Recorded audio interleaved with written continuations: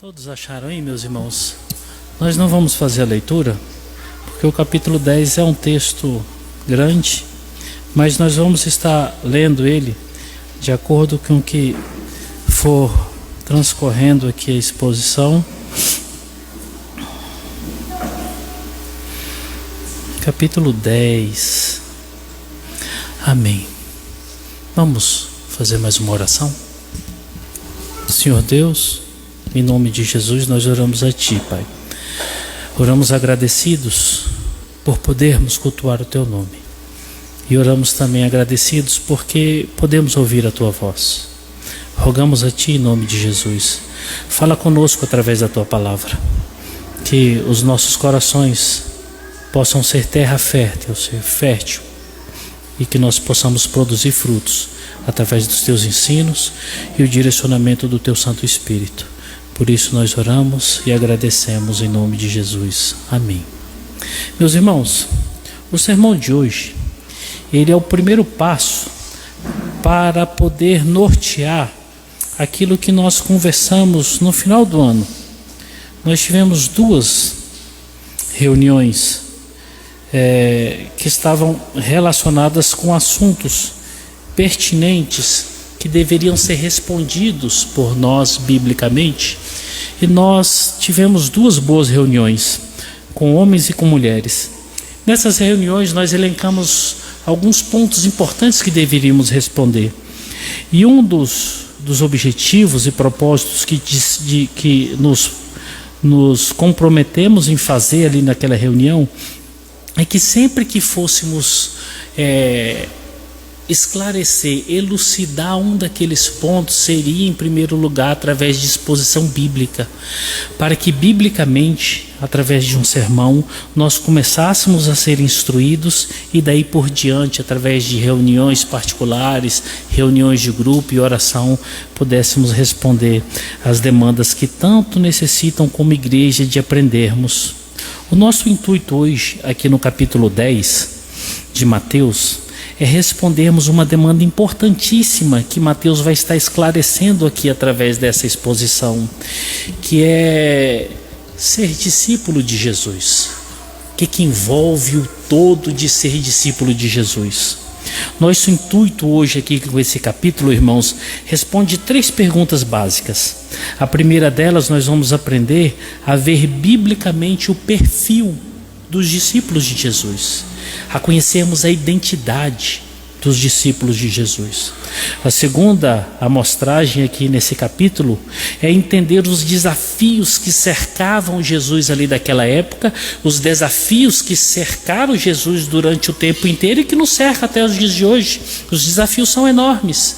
Como que eles interagiram com as circunstâncias ao seu redor?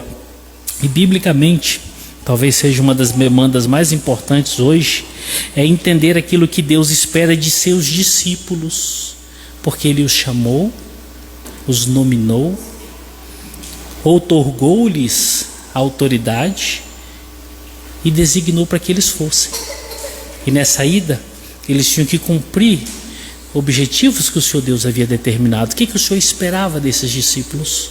Da mesma forma, o que o Senhor Deus espera de nós, como discípulos de Jesus? Já pararam para responder isso? Já pararam para imaginar e para entender essa demanda? Existem responsabilidades para nós como crentes, como discípulos de Jesus. Será que nós estamos cumprindo elas? Vamos tentar respondê-las hoje. E como é que nós vamos dar esse primeiro passo? Olha só, nós estamos no livro de Mateus. Nós tivemos a felicidade, no nosso segundo momento de meditação aqui no domingo da nossa história como igreja, de nós meditarmos no Sermão do Monte. Ficamos ali 1 ano e pouquinho meditando no Sermão do Monte. Então o livro de Mateus, ele não é de todo estranho para nós. Nós conhecemos algumas coisas. Mas deixa eu, junto com vocês, andar um pouquinho aqui dos primeiros 10 capítulos e o todo aqui do livro, para que a gente possa chegar aqui no capítulo 10 um pouquinho mais ciente do que está acontecendo. Olha aqui comigo. O evangelho de Mateus é o evangelho direcionado aos judeus, aos judaizantes. Ou seja, Mateus escreve esse tratado para informar sua comunidade leitora, que é composta por judeus. Ou seja, composta por um povo que é oriundo da fé.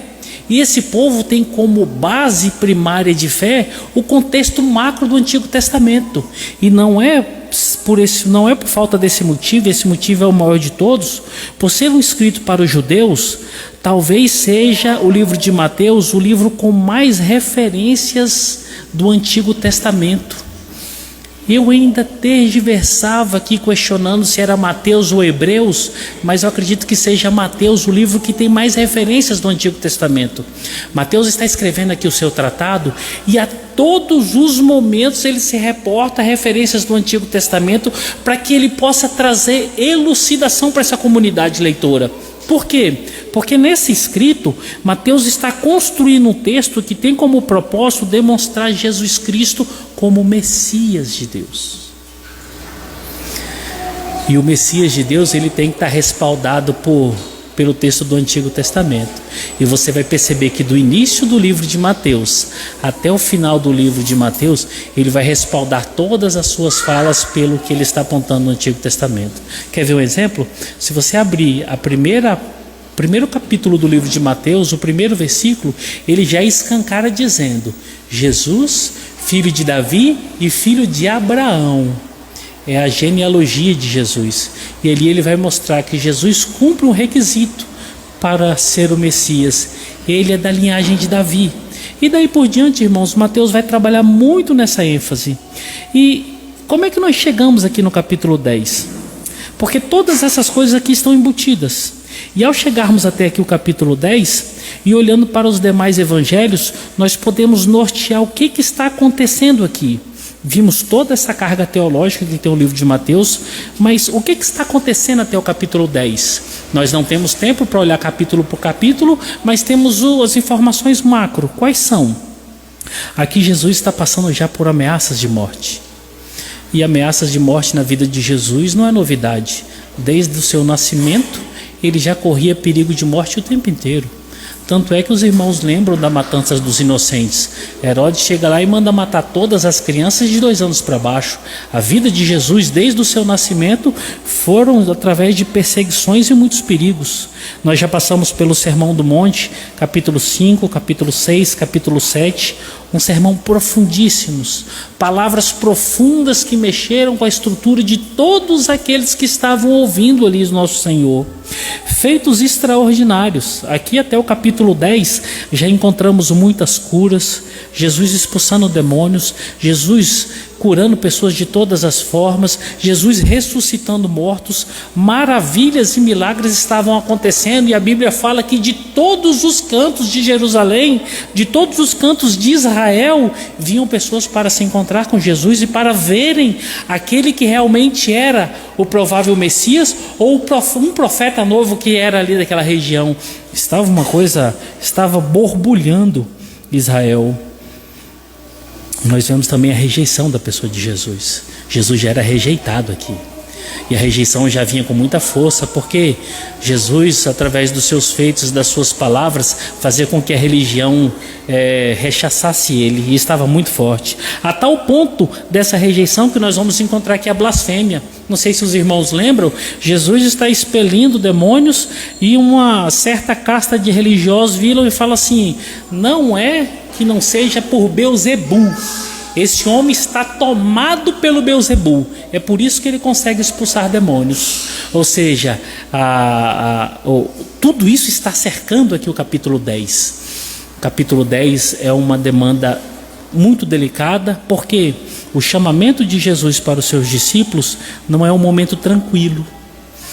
Já viu que muitas das vezes nós falamos assim: nós temos que esperar para que as coisas estejam tranquilas para que nós possamos tomar algumas decisões? Na vida de Jesus não teve nenhum momento tranquilo para ele tomar decisões. E quando nós olhamos para ele, nós percebemos que ele tomou decisões sábias e acertadas em todos os momentos.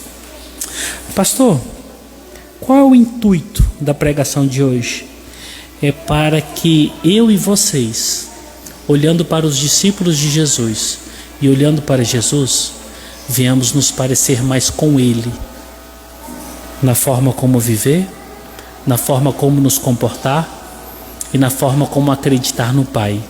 Esse é o chamado mais sadio que você pode ter na sua vida. Pareça-se com Jesus. Não procure se parecer com ninguém. Procura parecer-se com Jesus. Esse é o chamado dele no capítulo 10. O start do capítulo 10 provavelmente está contido aqui no capítulo 9. Olha aí na sua Bíblia, capítulo 9, do verso 35 ao verso 38. Observando aqui esses versos, Jesus está pregando o Evangelho. A Bíblia fala que o Senhor está pregando ali a palavra. E Jesus, diante da sua pregação, do que ele está vendo, ele tem duas constatações, e constatações duras. Olha o verso 36, Jesus fala assim: as multidões estavam aflitas e exaustas. E olha o finalzinho da constatação dele: as multidões pareciam ovelhas sem pastor. A situação estava difícil, irmãos. Difícil ali em Israel. A segunda constatação do nosso mestre é essa: tem muito trabalho para fazer. Tem muita coisa para fazer. Mas tem poucos trabalhadores. Vocês acham que o problema de demanda de servos, de pessoas crentes que queiram fazer o que é certo, o problema é só hoje?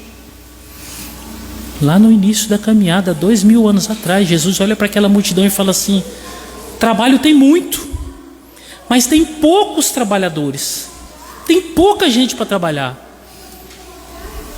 Esse problema sempre foi uma verdade no reino de Deus.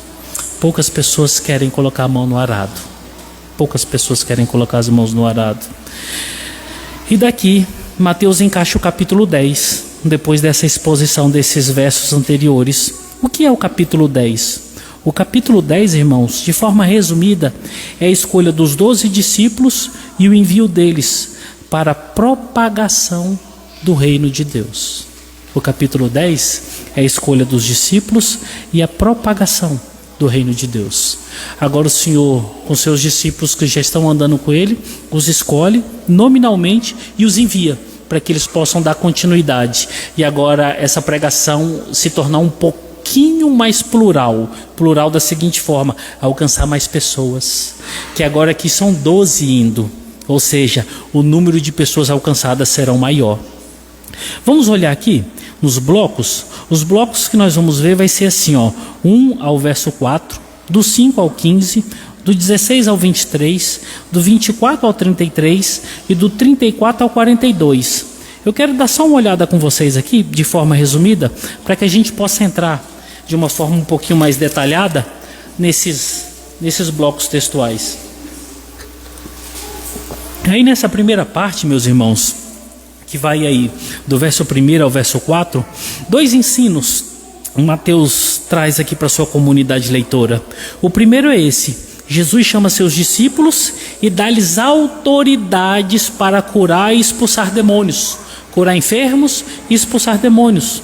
O segundo ensino aqui, do verso 1 ao verso 4, são os nomes dos discípulos. Eles são explicitados, verso 2, verso 3 e verso 4. Um detalhe importante: olha aí na Bíblia de vocês, qual o último nome aí no verso 4? O último nomezinho aí, Judas Iscariotes, né?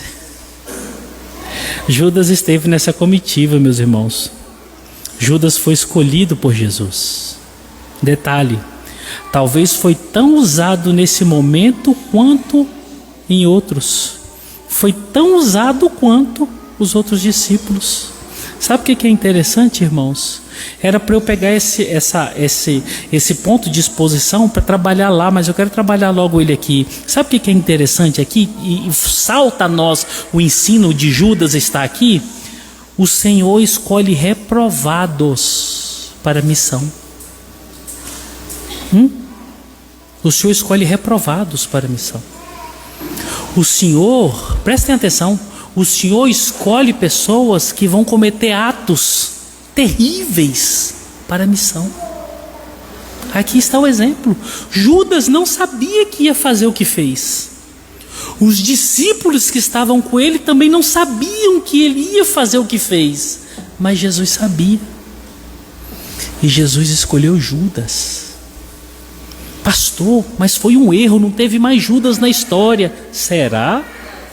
Olha para a história, irmãos. Olha o percorrer do cristianismo durante todos esses tempos. Olha para os dias de hoje. Quantos Judas existem no meio da igreja? Está saltando, está pulando. Por causa dessa verdade, alguns ensinos devem aquecer o nosso coração. A nossa confiança plena deve só ser em Jesus Cristo. Nós nunca sabemos quem são os homens, e nós nunca depositamos em homens a nossa confiança plena da nossa vida, porque qualquer um pode tropeçar. Se eu não me engano, é Beatitudes de João Calvino. Ele fala sobre essa demanda. Ele fala assim: o nosso Senhor, Ele nunca quis fazer uma seleção, uma escolha de um grupo perfeito de pessoas. É por isso que você chegar em qualquer igreja, em qualquer conjunção, em qualquer grupo humano, vão ter todo tipo de pessoas e vários tipos de pecados e vários tipos de erros. Não tem como. E até no grupo primário de discípulos, porque nunca foi propósito de Deus escolher perfeitos, porque nunca existiram perfeitos. Sabe o que isso nos ensina? Que nós somos uma conjunção, nós somos um grupo de imperfeitos. Nós somos um grupo de pessoas caídas que estão sendo restauradas pelo Espírito Santo. Tem muita coisa para falar sobre isso, mas o nosso tempo hoje nos chama para que nós sejamos um pouco mais céleres. Verso 5 ao verso 15. Aqui Mateus mostra as instruções de como deveriam proceder nessa missão. Como é que os discípulos deveriam viver aqui essa missão através do seu chamamento. Do verso 16 ao verso 23, nós percebemos que Mateus caracteriza e deixa muito claro que os discípulos não são nada menos, nada mais do que ovelhas no meio dos lobos. Os discípulos de Jesus são ovelhas no meio dos lobos. Guardem isso na cabeça de vocês. Qualquer pessoa que foi chamada para o ministério, não importa quem seja, não importa em qual igreja que ele esteja, não importa quem seja o ser humano, ele não passa de uma ovelha, irmãos. Um comedor de feijão, um mortal, um pecador, um miserável, um necessitado da graça de Deus. Está claro, o texto está claro isso aqui. Por que o senhor está falando isso, pastor? Para a gente estar vendo cada reizinho dentro da igreja, que eu vou te falar um negócio. Tem igreja que já não precisa mais de Jesus. Tem igreja que não precisa mais de Deus. Por quê? Porque tem os seus senhores lá dentro, tem os seus deuses lá dentro. Irmãos, todos somos ovelhas, todos. Pastor, o senhor tem mais intimidade com Deus. Quem disse isso? Isso é uma síndrome católica romana. O senhor é sacerdote, pastor. O senhor é a maior autoridade. Que isso, irmãos? Que isso? Entre nós aqui não tem autoridade, não tem maior, não tem menor. Existe aqueles que foram chamados, têm as suas responsabilidades. Existe esse aspecto de diferenciação, do aspecto da responsabilidade dos nossos chamamentos. Mas nós somos ovelhas. Nós estamos numa linha muito tênue. Não existem maiores e menores no nosso meio. Verso 24 ao verso 33. Aliás, ainda do verso 16 ao verso 23, o que passariam e como seriam tratados. Agora do verso 24 ao verso 33, nós veremos que Mateus fala sobre o contentamento desses discípulos. Eles não serão maiores do que o seu mestre. O segundo ensino aqui nesse texto é que os discípulos deveriam ser destemidos. Tudo está sob o controle do nosso Deus. E para fecharmos, do 34 ao 42, as dificuldades dos discípulos e as recompensas dos que recebem os discípulos. Esse é o contexto do capítulo 10. Capítulo 10 que o Senhor está chamando seus discípulos, nominalmente, e mandando seus discípulos: vão, preguem o evangelho, vão, expulsem demônios, curem enfermos, falem do reino, vivam o reino. Mas passem por dificuldades, sofram injustiças, sejam rejeitados, passem por tribulações. Esse é o reino. Do verso 1 ao verso 4, dois ensinos muito pontuais devem ser guardados no nosso coração. Olha o primeiro ensino aí. O verso primeiro está em consonância E agora eu vou falar os textos que ele está em consonância. Marcos, capítulo 3, do verso 13 ao verso 15. Lucas, capítulo 6, do verso 12 ao verso 16. E João, do capítulo 1, do verso 32 ao verso 51. Todos esses textos falam de Jesus chamando os seus discípulos. Só que existe um detalhezinho aqui que eu quero tratar com vocês. Mateus não se atenta para esse detalhe. Aqui o propósito de Mateus não foi especificar isso, mas Lucas, onde eu falei aqui agora a referência, no capítulo 6, do verso 12 ao verso 16, Lucas diz que Jesus passou a noite orando antes de chamar os seus discípulos. Sabe o que isso significa, irmãos? E quando nós olhamos para a vida de Jesus, Jesus era um homem de oração. Antes dele chamar os seus discípulos nominalmente, ele passa uma noite inteira dialogando com o Pai, para conhecer a vontade do Pai, para modelar a sua vontade e a vontade do Pai, para descansar nos doces confortos e orientação do Pai, para que no outro dia ele pudesse simplesmente chamar um por um daqueles que cumpririam os propósitos santos de Deus como discípulo do Senhor. Quando nós olhamos para isso aqui, entendemos que o capítulo 10 é um chamamento para parecermos com Jesus, para sermos discípulos que parecem com Jesus, nós temos que ser homens e mulheres que se detêm à oração em todos os momentos da nossa vida. Todos os momentos da nossa vida. Não só é só esse momento, irmãos. Eu vou citar só mais alguns textos para que vocês que estão tomando nota, vocês anotem aí e depois vocês pesquisem e olhem em casa. Essa era uma característica do nosso Senhor. Ele era um homem de oração, detido à oração. Mateus 14, 19, Mateus 14, verso 22 e verso 23, Mateus 26, do 36 ao 46, João 11, 41, João 17. Em todos esses momentos, o nosso mestre para orar. Ah, como seria bom se nós parássemos para orar diante de tudo que nós temos que fazer. Como seria bom se nós parássemos para ouvir a voz de Deus. Como seria bom se nós lembrássemos daquilo que foi ensinado, Romanos capítulo 8, verso 26 e verso 27. Senhor, eu não sei o que fazer. Espírito Santo, eu não entendo como desenvolver. Eu não tenho capacidade, me ajuda. Nós pararíamos muitas coisas que nós estamos fazendo. Nós não entraríamos em muitas decisões, nós não daríamos passos que nós estamos dando hoje, se não tivéssemos as certezas da orientação do Espírito Santo. O problema é que nós somos muito imediatistas. Irmão, apareceu uma oportunidade, estou dentro. Irmão, apareceu uma porta, eu já entrei. Irmão, apareceu, eu já fui. Mas eu nem falei o que era. Não, mas eu já fui, conta comigo. Nós somos aqueles que pulam de cabeça em tudo que aparece. Será que é sem motivo que tem muita gente dentro da igreja que está quebrando a cara? Será? Os irmãos lembram quando nós estudamos lá em Marcos? Várias vezes eles queriam precipitar a Jesus para que pudessem proclamá-lo como libertador, como Senhor. E ele, porque não era a vontade do Pai.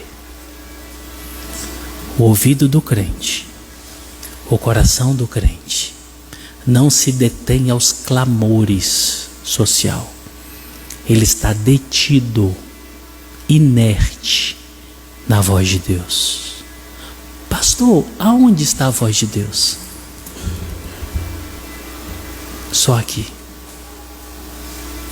Você é crente? Então todos os seus passos são em conformidade a essa palavra.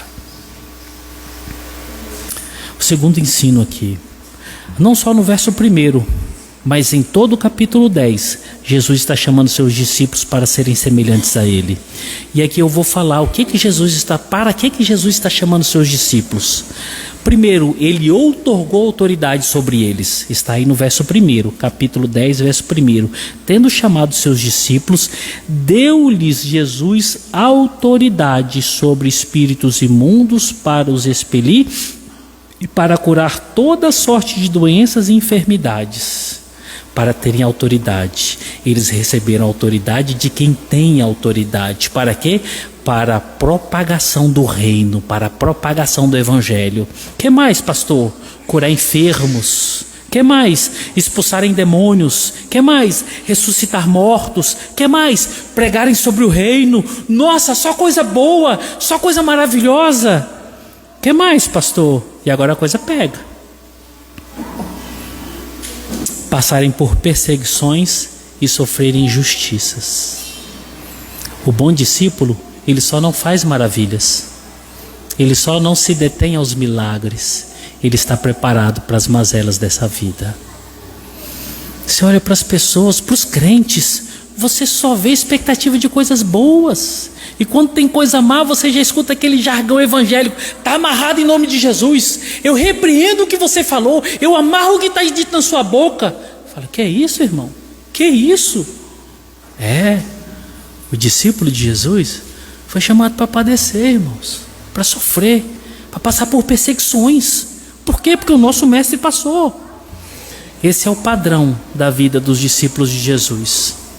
Agora, do verso 5 ao verso 15, nós encontramos 3 lições importantes. Eu vou ler o verso 5 e o verso 7. O verso 5 ao verso 7. Diz assim a palavra do Senhor: a estes 12 enviou Jesus, dando-lhes as seguintes instruções: não temais, não tomeis rumo aos gentios, nem entreis em cidade de samaritanos, mas de preferência procurai as ovelhas perdidas da casa de Israel, e à medida que seguirdes, pregai que está próximo o reino dos céus. Verso 5 ao verso 7, a missão primária era a pregação ao povo judeu. Lembra do que nós estamos pregando lá no livro de Romanos? A palavra, o Messias, veio para o seu povo. E aqui está se cumprindo isso. Jesus estava pregando para o seu povo, e agora, quando ele chama os seus discípulos, chama cada um pelo seu nome e fala assim: vão, pregar o evangelho, mas se detenham, não vão para os samaritanos e nem preguem para os gentios, vão pregar para os judeus. O que é isso? Vão cumprir a palavra que está escrita. A pregação veio para o seu povo, mas o seu povo rejeitou. Ou seja, verso 5 ao verso 7 está acontecendo aquilo que está escrito. Verso 8, o verso 8 é maravilhoso. É a gratuidade. É a gratuidade do reino. Olha aí na sua Bíblia, verso 8. Curai enfermos, ressuscitai mortos, purificai leprosos, expeli demônios. E agora o que diz aí a palavra? De graça recebestes, de graça dai. A autoridade que vocês receberam foi totalmente gratuita. Tudo que vai acontecer é o Pai fazendo por vocês, em vocês, através de vocês, tudo gratuito. Vocês não precisam cobrar nada de ninguém. Uma característica dos discípulos é que ele é fácil. Qualquer pessoa pode se beneficiar do reino. Sabe qual é o problema dos dias de hoje? Nunca foi tão caro o evangelho de Jesus quanto essa geração. Ou esse texto está errado e deve ser atualizado, ou nós estamos errados. Se cobra para batizar, se cobra para casar, se cobra para pregar, se cobra para louvar, cobra-se tudo. É como se as pessoas dissessem assim: Senhor, temos que ter um pacote de dízimos, temos que ter um pacote de pregação, um pacote de unção, um pacote de batismos. Tem que ter. Como é que a gente faz? Batismo é R$1.000. Então eu vou fazer um pix para o senhor. Eu faço um pix para Deus, paguei. Agora quem chegar para mim para ser batizado, eu tenho que margear o batismo que eu paguei. Foi 1.000, vou margear 100%. 2.000. Eu estou sendo justo, eu estou cobrando o que eu estou vendendo. Ué, mas só pode ser isso que está acontecendo. Irmãos, virou um negócio, virou um comércio.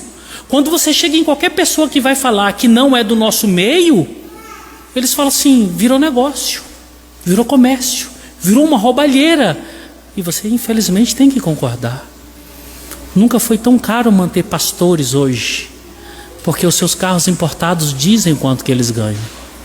Nunca foi tão caro manter uma igreja, porque está cada dia mais cheia de adornos, cada vez custando mais caro.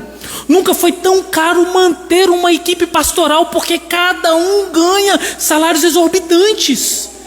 O evangelho está muito caro. E essa palavra é uma palavra que está dizendo assim: você que é discípulo, dai de graça, porque você recebeu de graça. Com isso nós não estamos levantando uma bandeira que a pessoa trabalha e o servo não tem a sua família, não tem os seus custos custodiado pela igreja, de forma alguma. O próprio apóstolo Paulo, a igreja, a Bíblia como todo vai informar, vai instruir como isso, mas o jeito que está acontecendo hoje foge das escrituras. E o verso 8 é: recebeu de graça, dai de graça. E aqueles discípulos saem distribuindo tudo isso que eles receberam. Verso 9 ao verso 15. Me dê licença para ler aqui, porque as letras aqui da minha Bíblia estão um pouco pequenas. Eu vou ver se eu vou conseguir ler aqui no tablet. Verso 9 ao verso 15. Diz assim a palavra: não vos provereis de ouro, nem de prata, nem de cobre em vossos cintos, nem de alforje para o caminho, nem de 2 túnicas, nem de alparcas, nem de bordão, porque digno é o trabalhador do seu alimento. Em qualquer cidade ou aldeia em que entrardes, procurai saber que nela é digno, e hospedai-vos aí até que vos retireis. E ao entrardes na casa, saudai-a. Se a casa for digna, desça sobre ela a vossa paz, mas se não for digna, torne para vós a vossa paz.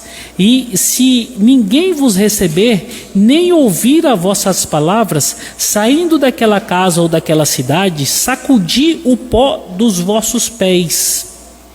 Em verdade vos digo que, no dia do juízo, haverá menos rigor para a terra de Sodoma e Gomorra do que para aquela cidade. Olha aí, meus irmãos, do verso 5, do verso 9 ao verso 15. 2 demandas Mateus está trazendo como ensino aqui. Os discípulos, eles não deviam se preocupar com segurança e nem formar estoque para que eles pudessem continuar a pregação do evangelho. Por quê? Porque o Senhor Deus ia suprir todas as suas necessidades. Sabe o que é isso, irmãos? Os discípulos durante a jornada certamente receberiam de Deus o essencial para a sustentação. Tudo o que eles precisassem, o Senhor Deus ia dar para eles. Tudo. Qual é uma característica essencial dos discípulos? Toda confiança é só em Deus. Toda confiança é só em Deus. E olha um detalhe. Aqui eles estão indo por um caminho nada pacificador. Aqui eles estão indo enfrentar uma situação nada simples e fácil. Aqui eles vão estar numa situação dificílima. Mas o Senhor está dizendo para eles: tenham paz. Por quê? O suprimento e o essencial o Pai dá. Porque digno é o trabalhador do seu salário. Percebe? No próprio texto mostra que digno é o trabalhador do seu salário. Ah, meus irmãos, nós somos discípulos. Tragamos essa palavra para o dia de hoje. O essencial Deus nos dá. Não nos preocupemos demais com essas coisas. Lembremos Mateus capítulo 6, se eu não me engano, a partir do verso 25. Não vos preocupeis com o que é a vez de comer ou beber, ou o que é a vez de vestir. O Pai vai prover todas essas coisas. Se dedicar em primeiro lugar ao reino dos céus, porque comida, bebida e vestimenta vai trazer para vocês. Como é que eu sei que eu estou tendo paz diante do básico que Deus vai me dar? Porque a Bíblia fala que Ele dá. É quando eu não fico exacerbado nos meus serviços, quando eu não perco noites de sonos, quando eu não maltrato as pessoas para que eu possa atropelá-las para aproveitar delas. Quem é o discípulo? É aquela pessoa que é justa em todos os seus tratos. É aquela pessoa que não se preocupa sabendo que vai ter o pão de cada dia, porque o Senhor provê o pão de cada dia. Essa é a característica dos discípulos. Não se preocupem, irmãos, vai chegar. O Senhor está provendo, o Senhor está dando graça. O segundo ensino aqui é esse. Esses discípulos em missão representam a Cristo. Olha isso, irmãos. Representam a Cristo. E os discípulos aqui e nós não estamos vivendo pelo nosso número de CPF. Hoje, em qualquer local que você vai, eu vejo pela academia. Você chega na academia, opa, não bateu, qual é seu CPF? Você vai em algum local, qual é seu CPF? Não é o seu número de CPF. Aqui, nós temos que lembrar na vida desses homens e nas nossas vidas, semelhantes ao sacerdote do Antigo Testamento. Sobre os seus ombros estava o nome de Deus. Para todo local que ele andava, estava representando Deus. É por isso que é inaceitável você ver um crente pecando. Por quê? Porque não é mais ele que vive. Vocês lembram quem falou isso? Não sou eu mais que vivo, mas Cristo vive em mim. É inaceitável você olhar um crente dançando forró, daqueles amassa-massa. É inaceitável você ver o crente no meio da esbórnia, no meio das festas, no meio das bagunças, se embriagando, se drogando. É inaceitável você ver um crente se conspurcando com essas coisas desse mundo. Por quê? Porque não é ele. Ele está representando, não é o sobrenome dele, não é a família dele, é Cristo. É Cristo. Oh, irmãos, se nós tivéssemos essa consciência, eram detentores das bênçãos, deveriam ser recebidos. Quem recebe os discípulos, recebe as bênçãos de Deus, recebe o próprio Cristo. E aquele que recebe o Cristo, recebe aquele que enviou. E quem rejeita o Cristo, recebe maldição. Jesus fala assim: saculeja sua roupa, porque até o pó que caiu vai testemunhar contra essa pessoa. Lembre-se, uma característica dos discípulos é essa: eu represento Cristo. Vocês representam Cristo em todos os lugares, na sua empresa, no seu departamento público onde você está, na sua escola, em qualquer local que você estiver, lá está um crente, um discípulo de Jesus, que quando a pessoa olhar para você, ela deve ver Cristo sendo vivido em santidade. Agora, meus irmãos, do verso 16 ao verso 23, Mateus continua trazendo ensinos contundentes. Olha o primeiro ensino aqui, o verso 16: são ovelhas no meio dos lobos. Verso 16: eis que eu vos envio como ovelhas para meio dos lobos. Sede, portanto, prudentes como a serpente e simples como as pombas. Além de serem ovelhas, o comportamento deles devem ser modelados. Qual forma de modelação? Mansidão e prudência. O crente tem que ser manso e prudente. Ele tem que saber onde coloca os pés. Ele tem que saber com quem que fala. Ele tem que saber como fala. Ele tem que saber quais são as propostas que estão chegando aos seus ouvidos. Ele tem que entender tudo o que está acontecendo, porque ele é prudente. E onde que traz as instruções dessa prudência? Na palavra, no bom conselho, na igreja. Esse é o manual da nossa prudência. Mansidão, ser manso, ser tranquilo, ser uma pessoa respeitável, respeitadora, ser aquela que entra e sai em todos os lugares e não é motivo de escândalo e sabe se posicionar. Essa é a característica de um crente, de um discípulo, de uma ovelha. Ovelha não faz estardalhaços, irmãos. Ovelha não faz barulhos. Ovelha não grita, ovelha não xinga, ovelha não bate. Ovelha não entra em discórdia. Ovelha não está preparada para a guerra, para matar. Não. Ovelha é mansa, é prudente. Quer conhecer um discípulo de Jesus? Olha para ele. Olha para ele. Quem sou eu para julgar alguém em termos de condenação? Esses dias eu estou trabalhando, aí chega um cliente muito antigo. Ele parou o carro e desceu.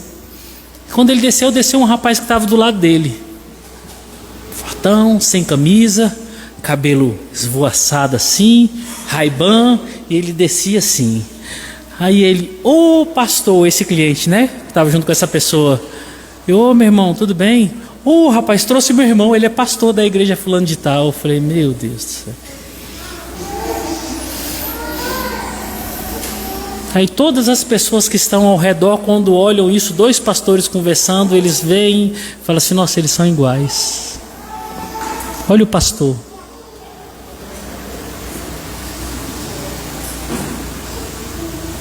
Ele podia ser pastor, mas ele não era discípulo.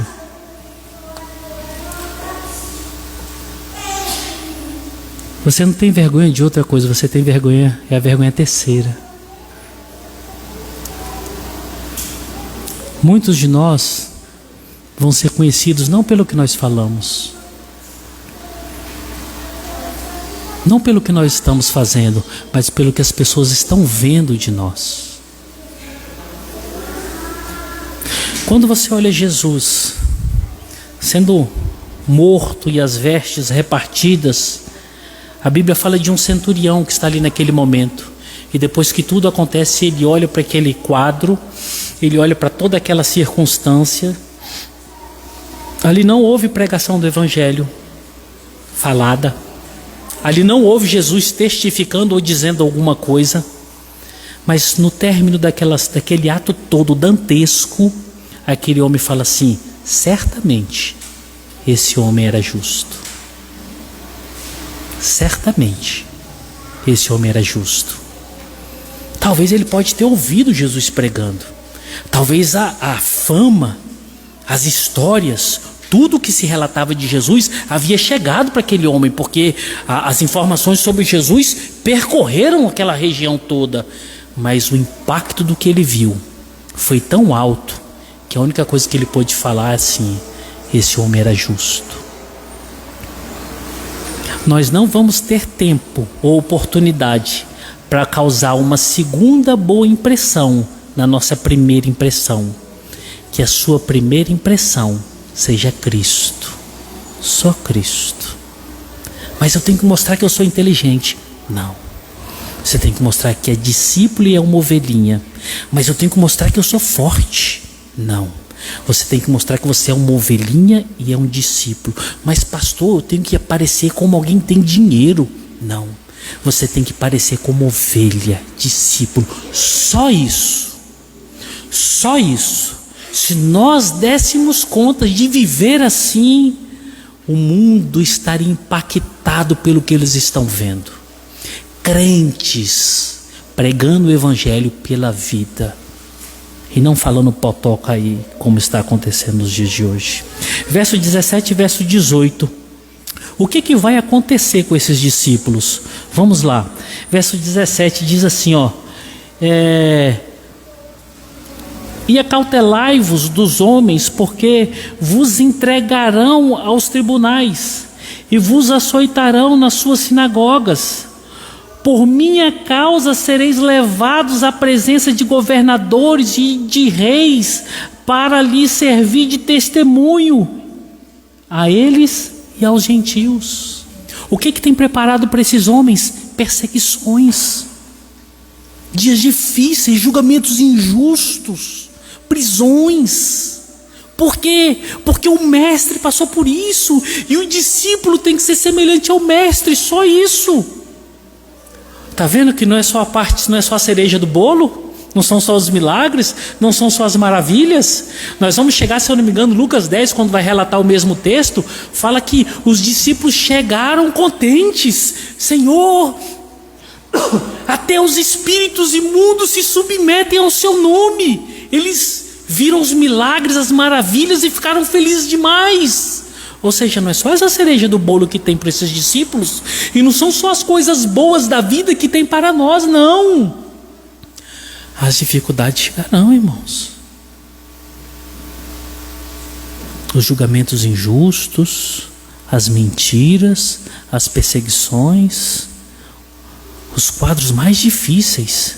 Pastor, e nessa hora nós temos que guerrear, nós temos que pegar em armas, nós temos que matar. Não. Continuarmos firmes pregando o evangelho com o que falamos, com o que vivemos e com o que esperamos. Não mudou nada, nada. Só continuar. Esse é o meu chamamento. Esse foi o chamamento para esses homens. Sabe por quê? Porque agora Jesus fala assim, do verso 19 e o verso 20. Quem fala através de vocês nesses momentos não são vocês, não se preocupem. Não são vocês que vão dar testemunho, não são vocês que vão falar, não são vocês que vão convencer, não são vocês que vão trazer a palavra. É o Espírito Santo. Uma coisa interessante, eu acredito que talvez seja assim, porque a situação é tão difícil nesses momentos, o aperto, a injustiça, a força do Estado, a força da religião é um trator aqui, que a condição humana ela sucumbe. E aqui só o Espírito Santo para falar na boca desse crente, porque senão ele não dá conta. Não dá conta. Quem é advogado aqui sabe que diante de uma situação de acusação injusta, é difícil demais a pessoa permanecer em sobriedade. Precisa de alguém que o represente, porque do início ao fim ele fica titubeando, ele fica trêmulo, ele fica nervoso, ele fica iracundo, porque talvez ele esteja sendo injustiçado. E aqui é a mesma coisa. Olha, vocês vão passar por situações em que os religiosos vão pegar vocês, em que as autoridades vão pegar vocês, e nesse momento vocês vão ser injustiçados, vocês vão ser levados para julgamentos injustos. Não se preocupem, fiquem calmos. Nesse momento vocês vão ser questionados. Se preocupem com nada. Como, Senhor, que eu não se preocupo? Como, Senhor?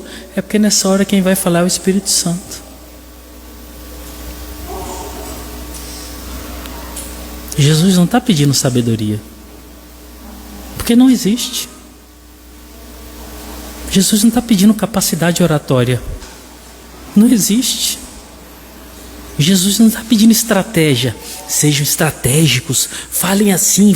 Não, cala a boca, fica na sua, tenha calma. Por quê, Senhor? Porque quem vai falar nesse momento é o Espírito Santo. Aí você fala assim, pastor, isso aconteceu? Só olhar para a Escritura. Olha para Estevão, o maior sermão do Novo Testamento. Olha para Paulo, quantas vezes ele pregou diante das autoridades. E é claro que não foi Paulo, é claro que não foi Estevão, foi o Espírito Santo que falou através deles. Vamos ler o verso? É o verso 19 e o verso 20. Verso 19 e verso 20 fala assim: E quando vos entregarem, não cuideis em como ou o que haveis de falar, porque naquela hora vos será concedido o que haveis de dizer, visto que não sois vós que falais, mas o Espírito de vosso Pai é quem fala em vós. O Espírito Santo fala através da nossa boca. Quem é o discípulo? Qual é a característica do discípulo? Ele tem paz no coração diante das injustiças, porque Deus está assistindo ele em todos os momentos. E por que não saiu nenhum impropério, nenhuma torpeza da boca dele? Porque o Espírito falou do início até o fim. Repouso em paz. Crentes, ei ovelhas de Jesus, quando as injustiças chegarem dentro de casa, na igreja, na rua, qualquer lugar, tenham paz, porque o seu pastor está vendo, o seu pastor está conduzindo tudo, e esperem ele conduzir vocês, pelo amor de Deus. Essa foi a ordem para esses discípulos, foi a ordem para os demais discípulos e a ordem para nós. Verso 21 ao 23, Mateus traz 3 verdades aqui. Os discípulos serão odiados, os problemas acontecerão em casa e fora de casa, e a missão dos discípulos é nunca parar. Nós falávamos ontem naquela conversa, o Keller e eu, tem um filósofo, eu esqueci o nome dele, ele tem uma expressão bacana, ele disse que o pai dele falou assim: para trás nem para tomar impulso, é sempre para frente. Esse é o discípulo, sempre para frente. Pastor, não estou dando conta, é tanta injustiça. Só continua, filho. Pastor, eu não estou dando conta de ficar nem em pé. Vai sentado. Pastor, está insuportável. Só continua. Pastor, está bom demais. Continua. Por quê? Porque essa é a vontade do Pai. Olha aí, verso 21 ao verso 23. Verso 21 ao verso 23. Um irmão entregará à morte outro irmão, e o pai ao filho. Filhos haverá que se levantarão contra os progenitores e os matarão. Olha isso daí. Sereis odiados de todos. Por quê, irmãos? Está escrito aí na Bíblia de vocês? Por causa do meu nome. Está vendo? É por causa do nome de Jesus. Não é por causa de você, não. É por causa do nome de Jesus. Sereis odiados, vocês vão ser odiados por todos, por causa do meu nome. Aquele, porém, que perseverar até o fim, esse será salvo. Olha que maravilha. Verso 23. Quando, porém, vos perseguirem numa cidade, fugi para outra, porque em verdade vos digo que não acabareis de percorrer a cidade de Israel até que venha o Filho do Homem. Ou seja, continuem pregando, continuem vivendo, continuem proclamando o reino, continuem sofrendo, não pare um minuto, porque essa é a vontade do Pai. Continue, porque o Senhor vai voltar. Só continue. Sabe qual é outra característica do discípulo? E tem que estar em nós? Prestem atenção. Prestem atenção. Perseverança. Eu sou perseverante em viver Cristo. Eu sou perseverante em ensinar sobre Cristo. Eu sou perseverante em fazer o bem. E se fizerem o mal contra mim, não tem problema. Eu vou continuar fazendo aquilo que um discípulo deve fazer. O discípulo deve perseverar em fazer o bem. O verso 24 ao verso 33. Verso 24 e verso 25. Contentamento dos discípulos. Olha aí o verso 24 e o verso 25, meus irmãos. Olha, diz assim a palavra do Senhor: o discípulo não está acima do seu mestre, nem o servo acima do seu senhor. Basta ao discípulo ser como seu mestre, e o servo como seu senhor. Se chamar o Beelzebu ao dono da casa, quanto mais aos seus domésticos. Jesus está falando, só basta vocês parecerem comigo. Olha aí. Eles me chamaram de Beelzebu. O que eles vão fazer com vocês? Se preocupem não, irmãos. Jesus está chamando a gente para sejam semelhantes a Jesus, só isso. Agora entendam, quando vocês forem semelhantes a Jesus, a única coisa que tem para nós é isso, Beelzebu. É por isso que é inaceitável um crente de verdade ser benquisto socialmente. É impossível. Porque a sua vida é uma proclamação contra a vida suja da sociedade. As suas escolhas, a sua família, a sua forma de trabalhar, o que você fala, é uma acusação direta contra toda a sociedade e, infelizmente, contra boa parte da igreja. Se contentem, porque em quase todos os lugares, o maior elogio vai ser esse: você é um Beelzebu, você é um endemoniado, você é isso, você é aquilo outro. Eles falaram isso do nosso mestre, irmãos. O segundo ensino aqui: não tenham medo, continuem. Verso 26 ao verso 28. Olha o que diz a palavra do Senhor aí. Portanto, não temais, pois não há encoberto que não venha a ser revelado, nem oculto que não venha a ser conhecido. O que vos digo às escuras, dizei-o à plena luz, e o que se vos diz ao ouvido, proclamai-o dos eirados. Verso 28. Não temais os que matam o corpo e não podem matar a alma, temei antes aquele que pode fazer perecer no inferno tanto a alma quanto o corpo. O que Jesus está ensinando aqui? tenho medo de falar. Não tenho medo de cumprir minha missão. Aquilo que eu estou falando para vocês, só entre nós os 12, falem para o mundo inteiro. Falem para todas as pessoas. Mas, Senhor, haverá retaliação.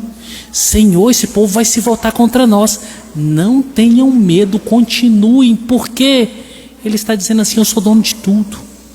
E sabe o que é importante aqui? O verso 28, ele fala assim: não temam aquele que só pode matar o corpo, que é qualquer outro mortal. O seu temor deve ser contra Deus. Você deve temer a Deus, porque além dele matar o seu corpo, ele pode te jogar no inferno. O homem só pode matar o corpo. E com um pequeno detalhe: se Deus assim o permitir, se houver propósito na sua morte. Do contrário, continue fazendo o bem, continue fazendo o certo, para que a voz do Evangelho vá a todas as pessoas. O terceiro ensino aqui: por que não temer? Porque tudo está no controle do Senhor. Do verso 29 ao verso 31. Olha o que diz a palavra: não se vendem 2 pardais por uma aze, e nenhum deles cairá em terra sem o conhecimento do vosso Pai. E quanto a vós outros, até os cabelos todos da cabeça estão contados. Não temais, bem mais valeis vós do que muitos pardais. O que Jesus está falando para os discípulos? Não tem nada de coincidência acontecendo no mundo. Deus domina tudo. Até o cabelo da cabeça de vocês estão contados. Não tem um pardal que caia do céu que não tenha sido pela vontade do Senhor. O que ele está falando? Não tem nada que aconteça no mundo que não esteja no controle de Deus. Irmãos, isso deve chegar a nós e deve trazer uma paz ao nosso coração. Não há nada que aconteça nesse mundo que não esteja no controle de Deus. E tudo que acontece nesse mundo é para a glória dele. Ai, pastor, mas eu tenho medo disso, eu não sei se isso vai acontecer. Deus já sabe se vai acontecer. E se acontecer, ou ele permitiu, ou ele determinou, tenha paz. Continue fazendo o que é correto, continue sendo discípulo. Não se preocupe com o mal. Sejam prudentes, mas não se preocupem com o mal. Muitos crentes, quando aconteceu o resultado da eleição, se descabelaram. Pastor, o que vai acontecer? Pastor, nossa, agora, irmãos. Ele só subiu no poder porque Deus o colocou no poder. Ele só está lá porque Deus o colocou lá. Ele não foi sozinho. Ah, pastor, mas aconteceu isso, aquilo, não importa o que tenha acontecido. Quem colocou esse homem no poder foi Deus. Pastor, mas nós temos juízes assim, juízes assados. Deus os colocou lá. Para quê? Para cumprirem os seus propósitos santos. Esses homens só cumprem aquilo que Deus já determinou. Não temam. O que Jesus está falando para esses discípulos é: preguem o Evangelho. O último ensino desse bloco, meus irmãos, é o verso 32 e o verso 33. Diz assim a palavra do Senhor: portanto, todo aquele que me confessar diante dos homens, também eu o confessarei diante de meu Pai que está nos céus. Mas aquele que me negar diante dos homens, também eu negarei diante de meu Pai que está nos céus. O discipulado é uma declaração aberta para todos os homens. Os discípulos têm por obrigação externalizar isso aqui. Sabe por quê? Porque o discípulo que esconde o seu discipulado, o Pai não vai fazer essa declaração de relacionamento, de filiação com o Pai. Hoje tem muito crente 007. Já viram isso? Você nunca sabe que ele é crente. Ele, caladinho. Não, se eu falar que eu sou crente aqui, eu tô lascado. Silêncio. Ah, então você tem vergonha de falar que é crente. Olha que coisa linda. Você tem vergonha de dizer que você é um discípulo, que você é uma ovelha. Olha o que diz esse texto. Se vocês declararem, vou declarar para o Pai. Agora, a verdade oposta também é a mesma. Se vocês tiverem vergonha de mim, eu terei vergonha de vocês. Vocês não têm relacionamento comigo. Crente é crente em todo lugar. Lembrem-se disso. Crente é crente em todo lugar. Ovelha é ovelha em todos os ambientes. Discípulo é discípulo em todas as situações da sua vida. Porque se você tem vergonha do Senhor, que discipulado é esse? Eu tive o privilégio de ouvir pessoalmente o Augusto Nicodemos, lá na Chaparral. Ele falou uma coisa linda demais. A loucura do Evangelho, que é a cruz de Cristo, nos identifica. A loucura do Evangelho, a cruz de Cristo, nos identifica com Ele. Toda vez que um crente perambula no meio da sociedade, ele está dizendo bem alto com a sua vida: eu estou caminhando para a morte. Qual morte? A morte da cruz do Calvário, que me resgatou. E eu estou caminhando para uma morte que transforma vidas. E mais, essa morte não parou na cruz. Ela não ficou numa caverna, numa catatumba. Ela não é uma morte em si. Houve a ressurreição. A minha esperança está em Cristo. Todo crente, ele proclama isso com a sua vida. Sejam discípulos, sejam ovelhas. Agora do verso 34 ao verso 32, para que nós possamos encerrar o sermão de hoje.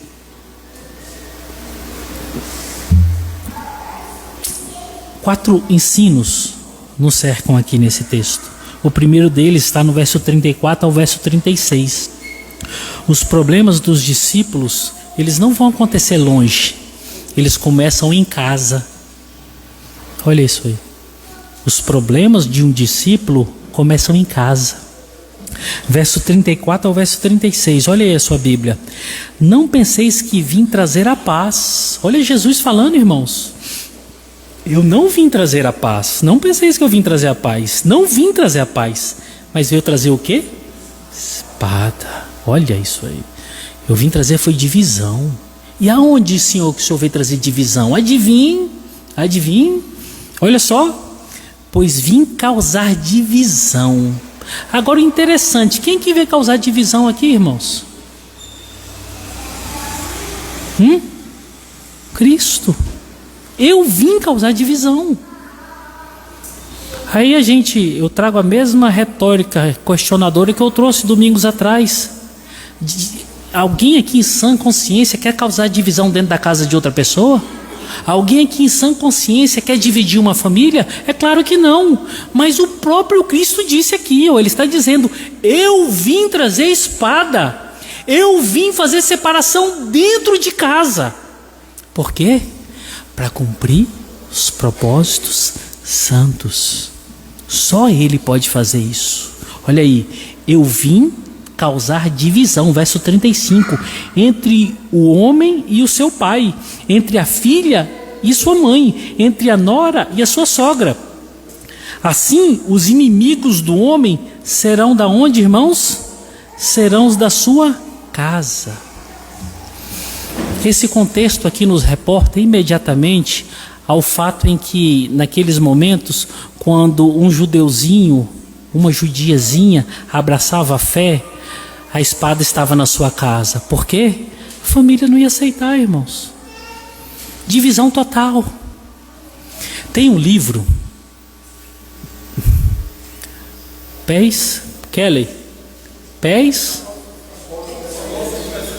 o Apóstolo dos Pés Sangrentos. Leiam esse livro.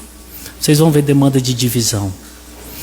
Esse jovem, o pai tentou matá-lo por causa da fé em Cristo Jesus.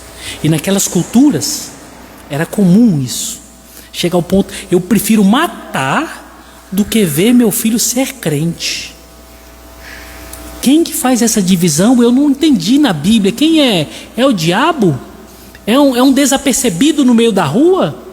É um transeunte? Não, irmãos. É Cristo. É Cristo. Sabe por quê? Porque agora Ele está trazendo para Ele os seus. O discípulo de Jesus, ele deve entender isso. Os problemas começarão em casa, mas ele não deve se preocupar. Por quê? Porque a partir do momento que ele começa a viver esses problemas de separação, é Cristo chamando ele, dizendo assim: você é meu. Você não é dos seus pais, você não é do seu cônjuge, você não é dos seus filhos, você não é da sua família, você é meu. E por ser meu, as pessoas vão entrar em contenda, vão brigar e vão tentar te matar, mas você é meu. Essa é a paz. Quando começam esses problemas em casa, não tem que se preocupar. Agora eu sei, eu tenho um dono, eu tenho um Senhor. Eu tenho uma vida eterna. Nada me tira mais dessa felicidade, porque eu tenho um dono. O preço é o sangue, e eu vou para o céu. Meu Deus do céu, isso é muito forte. O maior amor do discípulo é para a pessoa de Jesus, porque ele trouxe a espada. Ele falou: você é meu. Agora ele mostra no verso 37. O verso 37 mostra a contundência do que ele falou no 36. Olha só: quem ama mais, quem ama seu pai ou sua mãe mais do que a mim, não é digno de mim. Quem ama seu filho ou sua filha mais do que a mim, não é digno de mim. O discípulo de Jesus, ele não deixa de amar pai e mãe. Ele não deixa de amar marido, filhos, não deixa nunca. Mas ele sabe que o maior amor, a maior dedicação, o maior desejo, não pode ser mais para pai, para mãe, para filho, para o cônjuge. É para ele. O meu coração é teu, Senhor. O meu coração não é de mais ninguém. A minha vida é para ti, Senhor, não é de mais ninguém. Os discípulos viveram isso aqui. Eles abandonaram suas famílias, eles abandonaram suas vidas, eles abandonaram profissões, eles abandonaram tudo. Por quê? Porque a espada chegou na casa deles e o Senhor trouxe-os. Se você é discípulo, se você é ovelha, lembre-se, o Senhor não está mandando você deixar de amar ninguém, mas Ele está dizendo: se você ama mais do que a mim, você não é digno de mim. Agora olha o detalhe importante no verso 37. O amor aqui é o amor de pessoas que não tem como você não amar mais do que a tudo.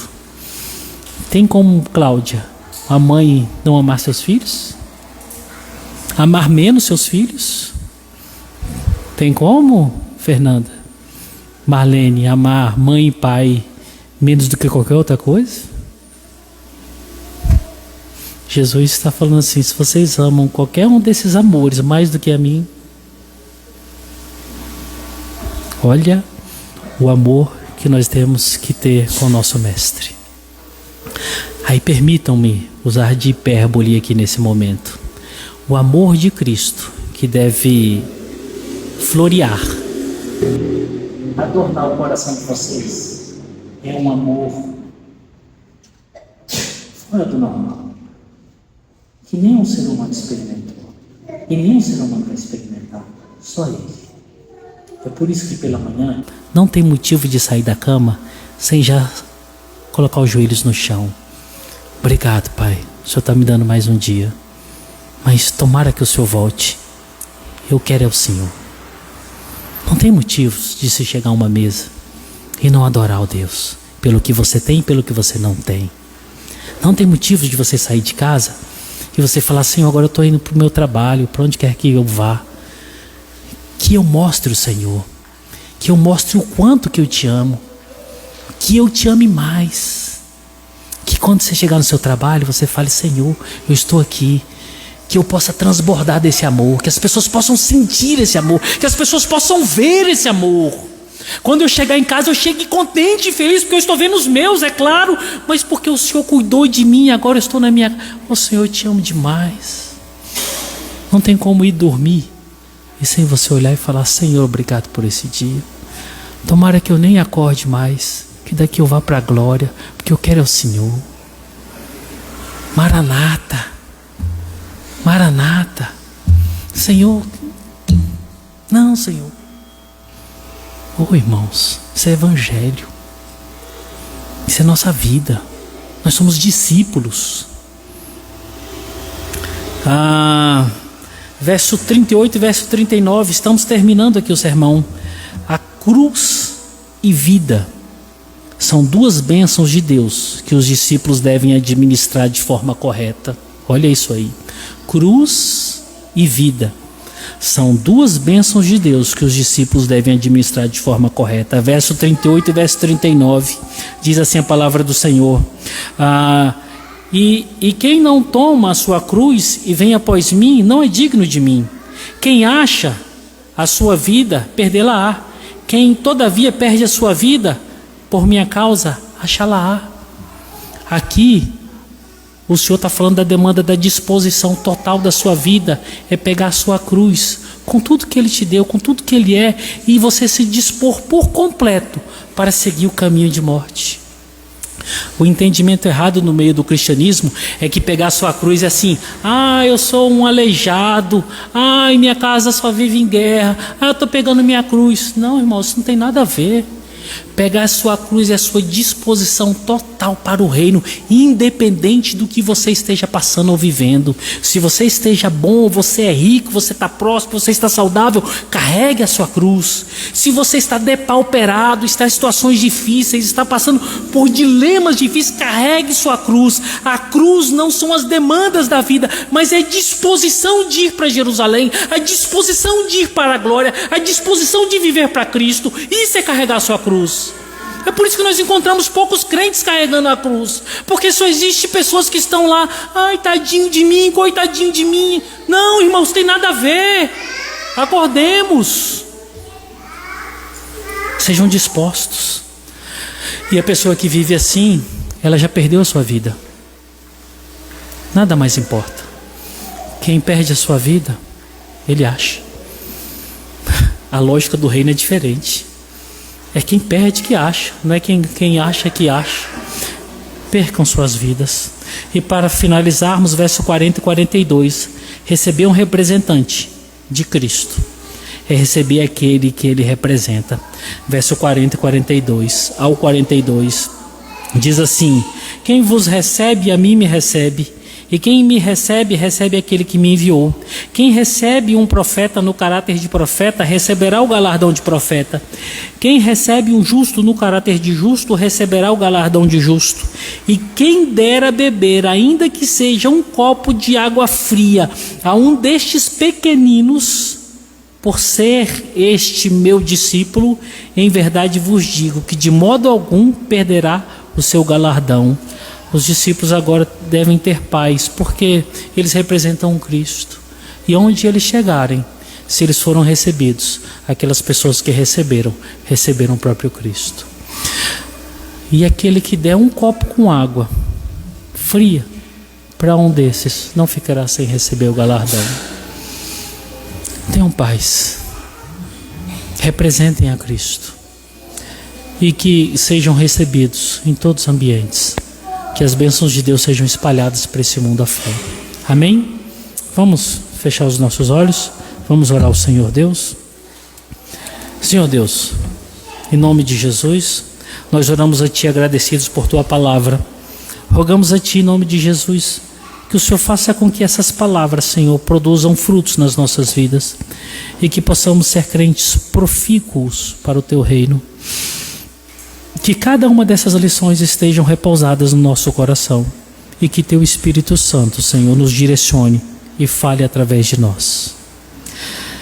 Que nós não venhamos temer o mal, que nós não venhamos nos envergonhar de Ti, mas que venhamos viver para Ti com todas as nossas forças. Em nome de Jesus. Amém.